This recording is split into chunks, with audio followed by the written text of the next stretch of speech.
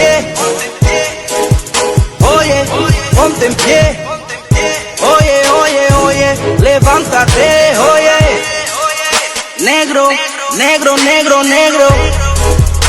oye, ponte en pie, oye, ponte en pie. También está en Bolo Etofili Luis Alberto Alarcón con nosotros y nosotras. Bolo es activista, es ingeniero agrónomo por la Universidad del Valle de Colombia. También realizó máster en políticas públicas y de género por la Universidad Complutense de Madrid. Es presidente de la Fundación Vida y también secretario general del Movimiento Panafricanista de España. Y también es alto comisionado panafricanista de la ONU en el Decenio Internacional para los Afrodescendientes. Bienvenido, Embolo, tienes la palabra. A Isabel le agradezco porque a través de Isabel enviamos un mensaje colectivo a la sociedad en general por varios factores, por ser mujer no negra, por ser mujer no afrodescendiente, y ser mujer capaz y valiente de estar en un espacio tan conflictivo como es el espacio de la disertación de las cuestiones negras. En ese aspecto te reitero mis agradecimientos, Isabel, y lo hago en la historia retrospectiva para que las personas puedan sentir que el debate negro, el debate panafricanista no tiene nada que ver con la lucha de la piel, el color de la piel, y que quizás el argumento del negro no es el argumento de odio al blanco de todas las desgracias de los negros. Sencillamente se puede resumir que ni blancos ni negros pedimos ostentar el color que vestimos, y como quiera que no, pues tenemos que vivir con esa condena que unos y otros nos hemos asociado y que nos hemos disociado. Quiero decir con ello de que las personas blancas históricamente han sido parte importantísima en la evolución del proceso negro. No por ello, no todas las personas blancas lo han acompañado en ese proceso de insumisión de la población negra, pero tenemos que entender de que el blanco no es el enemigo del sentimiento reivindicativo del discurso de los negros. Las luchas históricas de los negros siempre han necesitado de esa otra parte humana del blanco que nos entiende como negros y de los negros que han hecho parte de la memoria histórica de los negros, o si no el reflejo no se vería en la lucha de independencia de Estados Unidos en el sur, cuando el Día de Todos los Santos, las que salieron con sus hijos mulatos a luchar contra la esclavitud no fueron las esclavas, porque las esclavas estaban en las casas de sus amos, sino que fueron las mujeres blancas a exigirle a sus amos descendientes de sus esclavos que acabaran ya con ese sistema de opresión social. Entonces te agradezco, Isabel, y animarte porque continúes siendo parte esencial de la motivación de este movimiento, que es el movimiento negro, y en torno al movimiento negro aprender dos siglas que son extremadamente importantes para comprender qué es el movimiento negro. Podemos darnos como principio lo que fue el proceso de la esclavitud, ¿sí? ¿Qué fue la esclavitud? Pues fue el proceso a través del cual se argumentó el descubrimiento de las Américas, y para colonizar esas Américas y ese nuevo mundo se necesitó mano de obra con la cual poder allanar todos esos espacios, y los sujetos posibles o objetos accesibles a esas pretensiones de quienes habían descubierto esos nuevos territorios, esos nuevos mundos, pues fueron los negros. Y desgraciadamente estuvimos nosotros de por medio en lo que tuvo que ver con el proceso de las conquistas y lo que fue el nuevo mundo, que para los negros pudo presentarse como una desgracia de la propia suerte o la conspiración a la inversa del universalismo, ¿no? Tener que vernos los negros implícito en esas aspiraciones de constituir una nueva sociedad y de ampliarse en todas las visiones del europeo. Esa esclavitud que se ha desarrollado a lo largo de los últimos 5 siglos, pues ha tenido también un proceso intrínseco con la propia historia y el devenir histórico de las poblaciones negras, al tanto que en la actualidad los sujetos sociales negros buscan su propio sentir de su razón de ser, ¿sí? Porque el propio proceso de la esclavitud les connotó en la significancia de que esos seres humanos negros llegaron sin haber sido contextualizados desde su propia cosmovisión de ser negro. El negro es lo que el otro le dijo que era, ¿sí? Y los movimientos negros surgen para destruir lo que se constituyó aparte de los negros como parte de la pedagogía de la deconstrucción o destrucción de lo que el negro dejó de ser para la clase social opresora. Entonces quiero que entiendan, hay dos puntos de partida, el antes y el después. ¿Quiénes eran los negros antes de la conquista y quiénes pasaron a ser los negros después de las conquistas? Y a lo largo de estos últimos siglos se presenta el cimarronaje como la apuesta revolucionaria de todos aquellos hombres y mujeres que salieron de África sometidos a la fuerza y contra su voluntad para ser sometidos y reducidos, pero para reducir a esas personas también hubo unos principios ideológicos y deshumanización para poder justificarse en los propios actos que los otros estaban llevando a cabo. O sea, el que ejecutó el delito sabía que para ejecutarlo, que era contrario a todos sus principios, porque tenía en cierne las propias religiones que teorizaban algo distinto a lo que se estaba haciendo, pues hubo un principio de teoría para deshumanizar a esas personas y remitir a los negros a su condición de animalidad. Solamente de esa visión y de esa posición de animales negros se podía ejecutar el delito, pero quien lo estaba ejecutando era consciente de lo que estaba haciendo, ¿sí? Entonces, es muy importante tener ese punto de partida, lo que fuimos los negros, lo que llegamos a ser y lo que queremos ser, partiendo de esa partida de desconstrucción de lo que fuimos y lo que somos a partir de lo que el otro nos enseñó a saber lo que somos. Al tanto que muchos científicos piensan que la identidad negra hoy por sí ha trascendido más allá de su propia genética, ¿sí? Tú puedes ver a un sujeto social negro y lo puedes mirar meramente por su aspecto exterior, pero dentro de su conciencia, ¿qué encierra esa conciencia negra? Pues es la sumatoria de una cadena de opresiones, ¿sí? De dolor, de martirio, de sufrimiento que nos lo devuelve a la realidad actual como un ser humano deconstruido que parte con la necesidad de tener que construirse y tiene que construirse a partir del contexto de la evolución que el otro opresor le ha atribuido. Entonces son dos contradicciones extremadamente fuertes y potentes a las que el negro tiene que enfrentarse, desconstruir la teoría del que lo deconstruyó para construirse su propia teoría de su razón de ser, ¿sí? Entonces, no sé si ustedes hasta ahí me lo entienden para tampoco hacerle la hilaridad de mi discurso incomprensible. Al negro le corresponde en esta actualidad no solamente encontrarse, sino volver a sus orígenes de donde fue sacado para ser perdido. Cuando surgen los movimientos como parte de la insumisión de los esclavos, pues llevan una parte del contexto de su razón de ser del negro, por qué encontrarse en esa condición de tener que ser esclavo y servil del opresor que además de haberle traído un Dios y haberle traído una estructura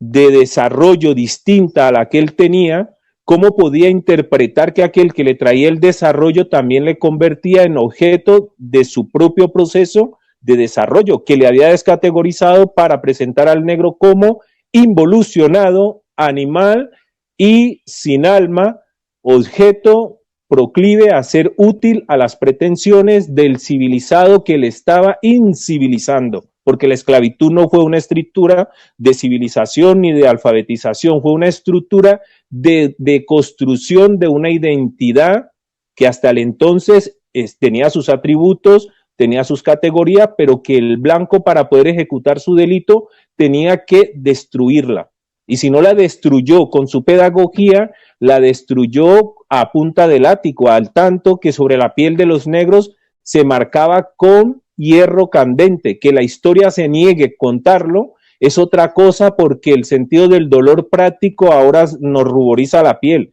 Pero ¿qué se hizo con esos negros para conseguir reducirlos a las pretensiones del civilizado que lo necesitaba para alcanzar sus pretensiones?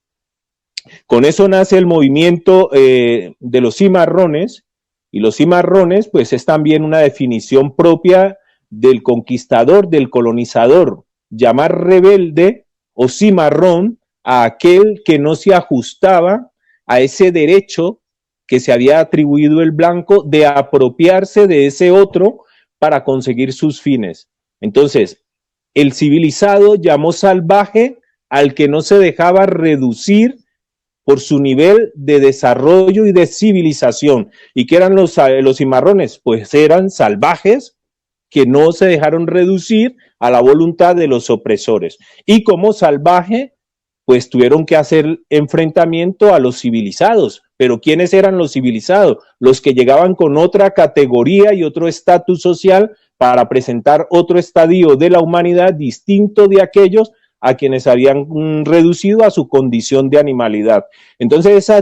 esos dos enfrentamientos han suscitado toda una serie de argumentaciones, pedagogías, literatura, filosofía, pero si nos remitimos al momento en que se encuentran dos realidades sociales, ¿cuál pudo haber sido el impacto de una contra la otra? ¿Sí? ¿Y cómo iba la otra a defenderse del opresor si el otro traía los instrumentos necesarios para reducirlo? Porque el enfrentamiento no fue cuerpo a cuerpo. Seguramente que ya los otros tenían la dinamita, los otros ya tenían rifle y tenían todos los mecanismos que les eran útiles para alcanzar sus propósitos, y el que era objeto, la presa,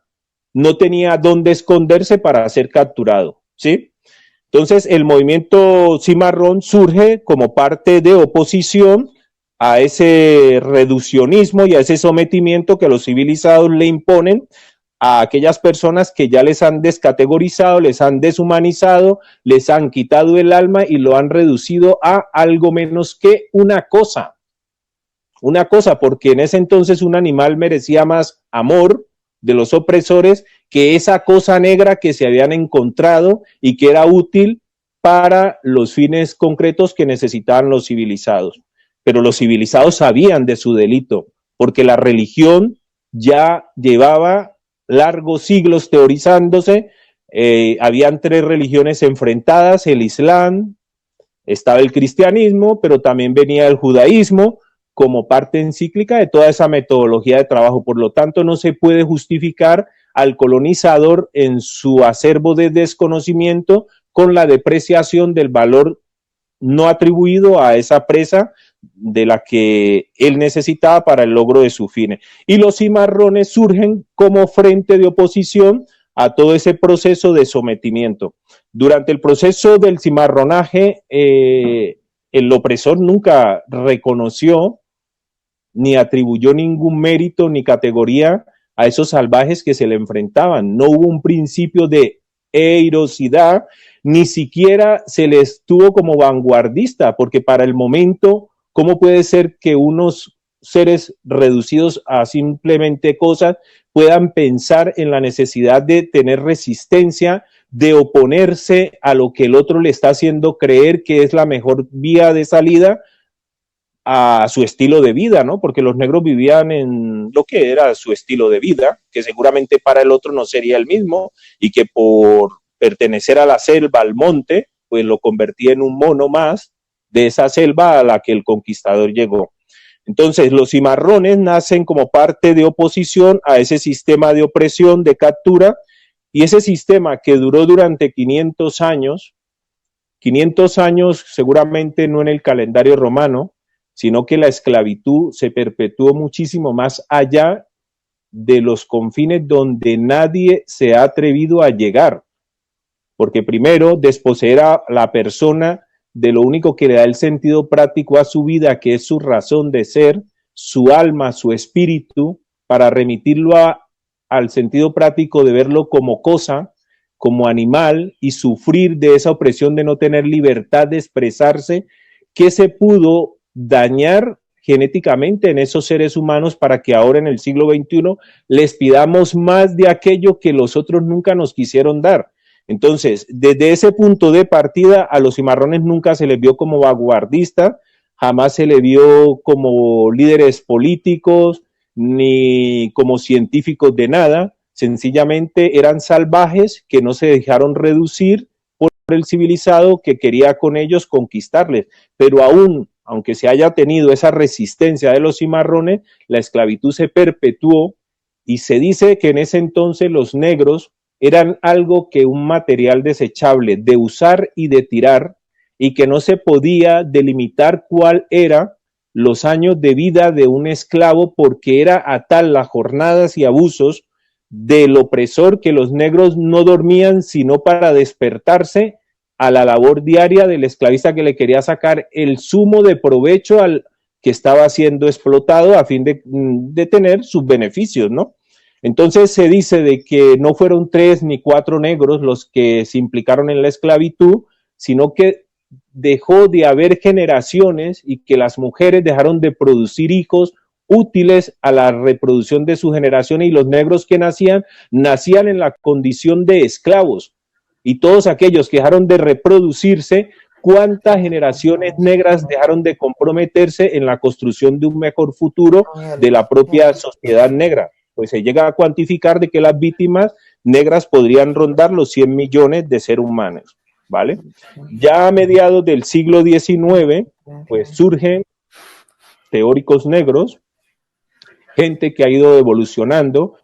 con lo que los negros se nos ha quitado de encima, que es la percepción de nuestra propia realidad y de nuestro propio entorno. Pero esa percepción de la realidad y de nuestro propio entorno tiene que también llegarnos a preguntar cuál era la realidad de los negros en el tiempo de la esclavitud y cuál era realmente su entorno y de dónde podían los negros tirar para construir su propia cosmovisión de su propia realidad.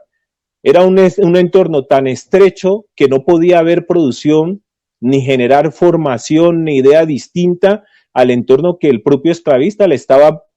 ofreciendo al negro. Yo creo que el negro iba del campo de algodón a la choza y de la choza al campo de algodón, y en Cuba se le llamaban los barracones, que eran grandes montañas de tierra para que el negro no pudiera mirar el horizonte. O sea, no tenía idea alguna de qué pasaba más allá de esos barrancones. Hasta que llega el panafricanismo como una ideología política que pensadores negros que vienen en el devenir histórico pensando de su propia sociedad y que tienen un horizonte distinto y que pueden mirar una realidad que no es ajena a ellos mismos, ni a nosotros, ni a ninguno, y que es similar en todos los espacios, porque me antecedo que uno de estos pensadores decía, para los negros, todos los niveles de aprendizaje son los mismos. Son los mismos. Todos los niveles de aprendizaje para los negros son los mismos. Para las estructuras de eliminación sistemática, ¿sí? Todas sus ideas de estructuras sistemáticas son iguales. Lo mismo e igual lo tenemos que debatir. No es lo mismo tan similar al igual. Si todas las estructuras de aprendizaje son las mismas y las estructuras de esclavitud todas son iguales, ¿sí? En todas partes, allí donde haya un negro o haya una negra sufriendo, tendrá que preguntarse cuál es su nivel exacto de aprendizaje, ¿sí? Disculpa, Mbolo, quedan 10 minutos. Perfecto. Entonces, ese pensamiento del panafricanismo, que nace a finales del siglo XIX, junto con el cimarronaje, que consigue llegar hasta mediados del siglo XX, empujado por los pensadores del mundo anglosajón, muy pocos en el mundo hispano, muy pocos pensadores negros se suscitaron en el mundo hispano, que tenemos que reconocer, que Agüey lo explica muy bien, que en esas estructuras de esclavitud hubieron dos mundos, el que llevaban los anglosajones y el que llevaban los hispanos. Y tenemos que preguntarnos por qué a los negros en el mundo hispano, como en el mundo anglosajón, nos delimitó en la posibilidad de aportar pensamiento, de aportar idea y de aportar estructuras. Y cuando llegue el pensamiento de los panafricanistas, que están visionando que el mundo negro es exactamente el mismo, más allá de las propias fronteras que el opresor nos ha delimitado, ¿sí? Pues se empieza a argumentar en función de que todas esas colectividades sociales que nos distinguimos por un mismo sistema de iguales estructuras de opresión, tenemos que hacer parte de una misma metodología de trabajo de emancipación, y que esa emancipación puede alcanzarse si se asume como una fuerza de oposición al pensamiento del opresor, porque el opresor todo lo que nos ha ofrecido son todos sus niveles de aprendizaje que para el negro son exactamente los mismos. Allí donde el blanco pueda actuar como opresor, no importa si es hispano o es anglosajón, hace exactamente las mismas cosas con los negros. Y el panafricanismo surge como esa fuerza de oposición, ¿sí?, contra esa unilateralidad del pensamiento del blanco, ¿no? Entonces, a lo largo del siglo XIX, esos pensadores negros, que voy a subrayar algunos porque son muchísimos, está Dubois, está Juan Krugman, está Cheikh Anta Diop, está Ousmane Sembe, está Marcus Garvey, está Sékou Touré, Rosa Parks, también se llega a considerar como una importante panafricanista, Aminata Traoré, Sylvester Williams, George Palmore, Jane Baldwin y muchísimas otras personas que a lo largo del siglo XX continuaron atribuyendo conocimiento de emancipación como una apuesta de protesta,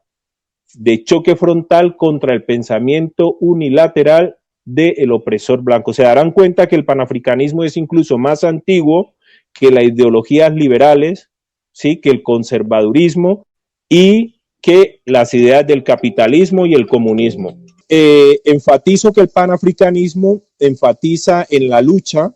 ¿sí?, en la lucha que es intrínseca a la persona negra y a todas aquellas personas no negras que quieran contribuir a destruir la unilateralidad del pensamiento del opresor contra los negros, implica sacrificio y servicio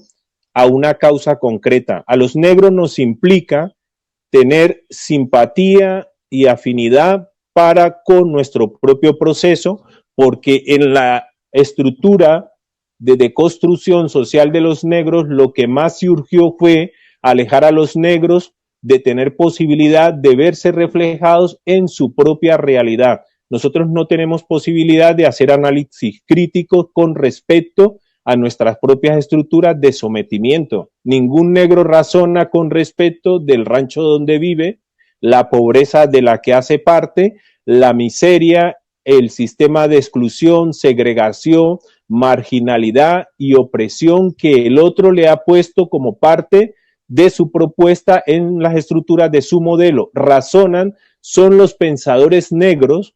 que, viéndose atribuidos de esa posibilidad de pensar más allá del horizonte del opresor, ven que las circunstancias son exactamente las mismas para todos los negros, más allá donde el blanco pudo haber puesto una estructura distinta de opresión contra un sujeto social llamado negro, ¿sí?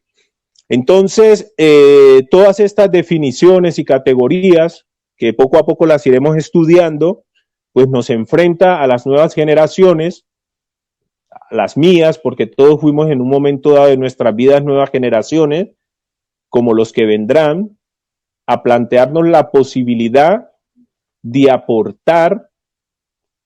con esfuerzo a lo que es el movimiento negro, porque el movimiento negro se enfrenta a ese espacio sin posibilidades de razonar sobre su propia realidad, a deconstruir dos versiones de una misma historia, de construir al opresor, de sus razones de por qué es opresor, y de construir lo que se construyó en los negros, que fue la pérdida de su razón de ser, ¿sí? Cómo volver a construir en el negro esa parte fundamental de su propia identidad, su razón de ser, porque su razón de ser no es la de ser esclavo, ni de la de ser eterno servil del amo, pero el amo se preparó muy bien para conseguir de que el negro no pudiera salir muy fácilmente de la ratonera, ¿sí? Cada negro cree que su único deber es producir otro negro capaz de ser un eslabón más en la cadena, ¿sí?, de negros proclives a reproducir el sistema que el blanco ha instaurado para los negros. Entonces, por tanto, el panafricanismo supone un esfuerzo de pocos negros que se enfrentan a esa propia realidad de deconstruir algo que para el negro es imposible de construir y que el blanco no tiene intención alguna de destruir, que para muchos podría ser el racismo, ¿no? Pero el racismo se queda corto en el momento de tratar de interpretar qué es lo que realmente el opresor hizo en el sujeto social negro para llevarlo al estadio social actual en el que el propio negro es quien reclama la estructura que le tiene en ese estadio de sumisión, proclive a convertirse en objeto de todas las inventivas del opresor. Bueno, Isabel me ha pedido de que no sea un poco conflictivo en el discurso. Yo creo que habrá otra reunión en la que hablemos del proceso de las bases sociales, la capacitación básica como parte del entendimiento de esas estructuras de opresión con las que a través de la historia la persona no negra ha conseguido perpetuarse en el subconsciente de la identidad negra, al tanto que de construir esa realidad pues implica a muchos pensadores devolverle a cada negro su razón de ser, del porqué de su propia identidad, para devolverlo como objeto social capaz de transformar su propia realidad, porque es que al negro también se le adaptó para ser parte de que nosotros no somos parte, sino de aquello que el blanco quiera constituir en nosotros como la parte esencial. Por lo tanto, nadie hará absolutamente nada si el blanco no lo hace. Si el blanco no nos imagina un mundo posible, los negros no estamos en capacidad de construirlo, ¿sí? Y ya con eso quiero no ahondar más. Tan seguro que vamos a volver a vernos para seguir debatiendo de esas estructuras de opresión y de la razón de ser de los negros,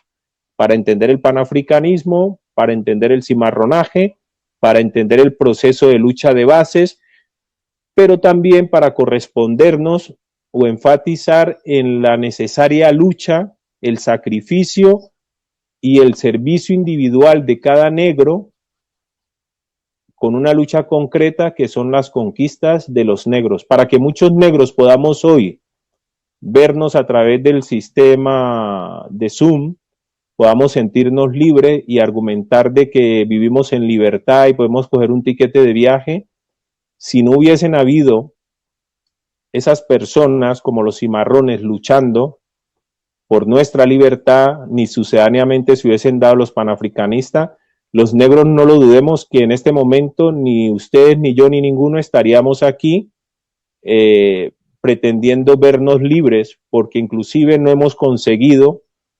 ni tan siquiera la mitad de las conquistas que aquellas personas, cuando no tenían internet, Facebook y todas esas cosas, consiguieron para el mundo negro. Entonces necesitamos de esa lucha de los negros actuales para ubicarse en el plano de su realidad y saber que en un plano como el de España es extremadísimamente importante el trabajo de los negros, porque en España se legisló el 90% de los decretos de deshumanización del mundo negro, ¿sí? Porque España era en ese entonces la potencia hegemónica y no se hacía nada en el mundo que no tuviera que ver con España, y los archivos están en Andalucía. Entonces invito a la gente a documentarse y darse cuenta que el espacio geográfico que ocupamos es quizás el espacio más importante para el mundo negro. Aquí se legisló la mayor parte de los decretos que hoy por hoy nos tienen como somos, sin saber qué es lo que realmente queremos ser en un presente y en un futuro. Muchísimas gracias.